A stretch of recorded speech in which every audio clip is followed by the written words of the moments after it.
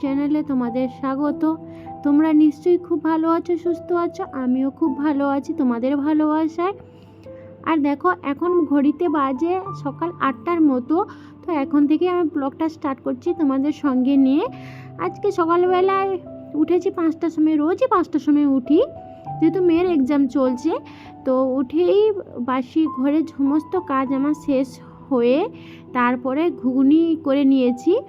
এই দেখো মিস্ত্রি হচ্ছে আমাদের বাড়িতে, কাজের একটু কাজ বাকি ছিল, তো সেটার জন্য তাই আমি ঘুগনিটা করে চানটা করে একদম পুজো করা কমপ্লিট করে চলে এসেছি রান্নাঘরে সবাইকে খেতে দিতে। দেখতেই পাচ্ছ।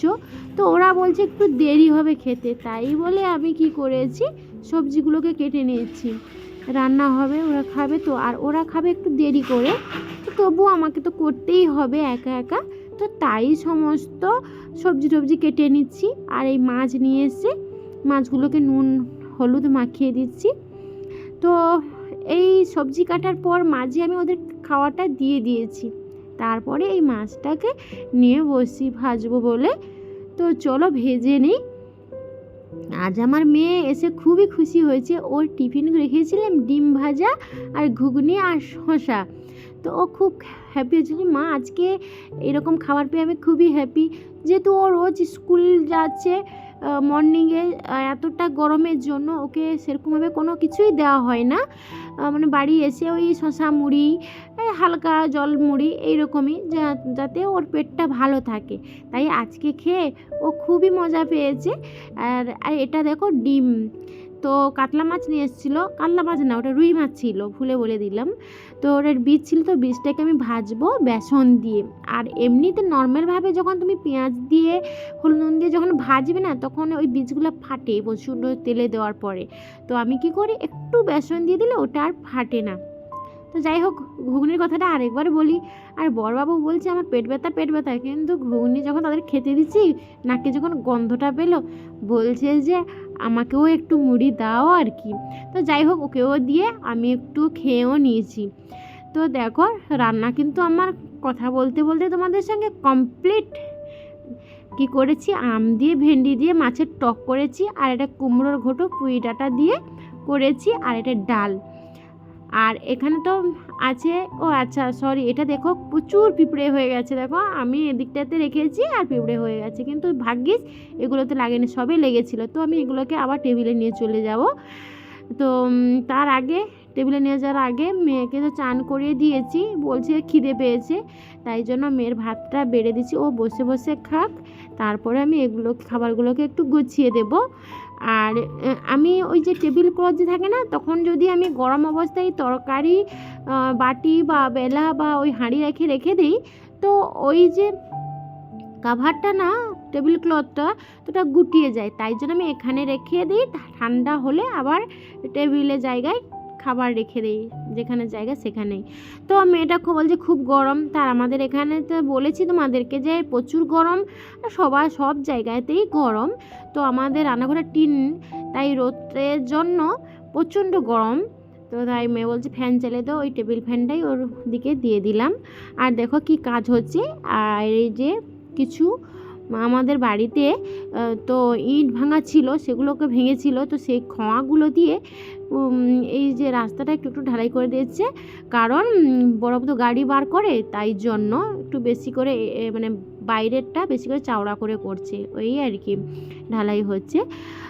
তো এত রোদ্দুরে মিস্ত্রি সব কাজ করছে। আর দেখো আমি রান্না করেছিলাম, ডাল সব আমার গ্যাসের উপরে পড়ে গেছে। তো বাটিতে কি পড়েছে, গ্যাসের উপরে অর্ধেকটাই পড়ে গেছে হয়তো। তো ওইটাকে আগে পরিষ্কার করে নিই, যেহেতু খেতে আসবে মিস্ত্রি, তারা কি বলবে বলো, যেখানে রান্না করে সেটাকে অপরিষ্কার হয়ে পড়ে আছে। তো এখন ঘড়িতে বাজে 3টার মতো।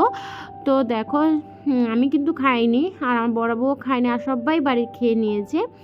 তো তারা মিস্ত্রিটা খায়নি, তাদের জন্য এই খাবার বেড়ে দিচ্ছি। ওদের খাওয়া হয়ে গেলে তারপরে আমি খেতে বসবো। তো চলো সঙ্গে থাকো, দেখতে থাকো। আর এই রান্নাঘরে ওরা খায় না, তো সেখানে যেখানে গ্যাস টেবিলটা আছে ওখানটাই ওদেরকে খেতে দেবো। তো ওরা খেয়ে নেওয়ার পরে তারপরে আমি বাকি কাজগুলো সারবো। তো আমি এই থালাতে নিয়ে গেছি কেন বলো তো, এখান থেকে ওখানে বাটিগুলো নিয়ে যেতে সুবিধার জন্য তাই থালাতে করে বাটিগুলোকে সাজিয়ে নিয়ে যাচ্ছি। আর আমার বড়াবু বলেছিল বীজ একটু টকে দিতে, আমার তো মাথা থেকে বেরিয়ে গেছে। সব বীজ ভেজে নিয়েছে, খেতে বসার সময় যে কি বলবে কি জানি।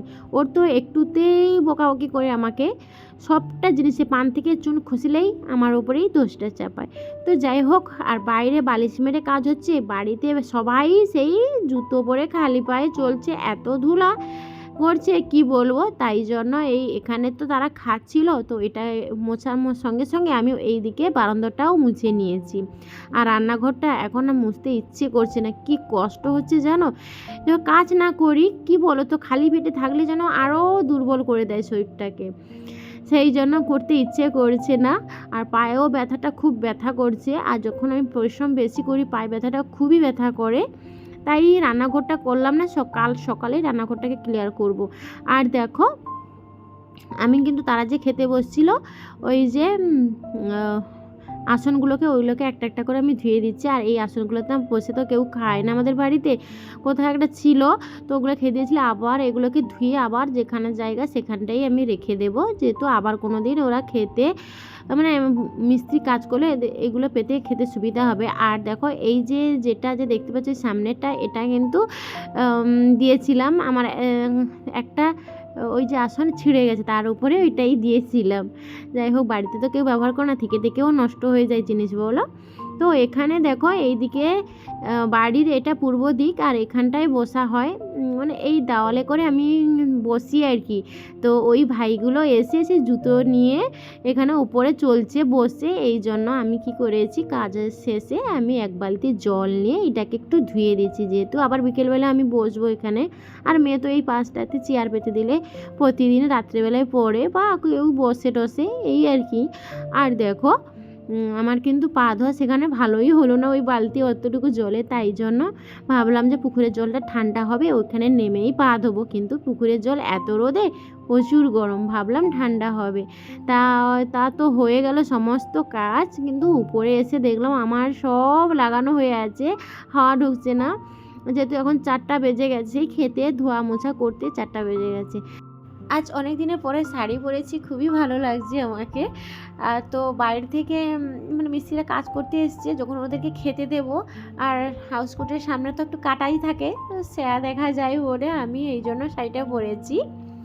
তো আর বন্ধুরা এই যে পর্দাগুলো অনেক দিন আগে হয়ে গেছে, তো চেঞ্জ করা হয়নি, চেঞ্জ করব। আর রোদের তাপে তো কোনো কিছুই ঠিক থাকে না, মানে কোনো কিছুই টেকে না, সব নষ্টই হয়ে যায়, বেশি দিন থাকে না। তাই এগুলোকে আমি বাপের বাড়ি থেকে এসে এগুলোকে চেঞ্জ করব। আর দেখো আমি যে একটু উপরে এসে বিশ্রাম নেব, তার আর উপায় নেই, কারেন্টটাও চলে গেছে, কি অবস্থা বলো, ভালো লাগে। যাই হোক, কোনো কারণে এখানে আর বসলাম না, ওই পাশে যে জানালার পাশে সেখানে বসে কাটিয়ে দিলাম বাকি মুহূর্তটা। তারপরে দেখো রাতে আর আমরা ভাত খাবো না, মা মেয়ে ডিম ভেজেছি শশা দিয়েই মুড়ি খাবো, আর বাবাকে করে দিয়েছি জল ঢালা ভাত ছিল, আর মাছ আর ডিম ভেজে দিয়েছি, বাবা খেয়ে নেবে। আর বড়বাবু তো একদমই খাবে না। তো যাই হোক, এটা আমাদের আজকে ডিনার হয়ে গেল। তো চলো বন্ধুরা, এখানেই আমার ভিডিওটা শেষ করছি, টাটা বাই।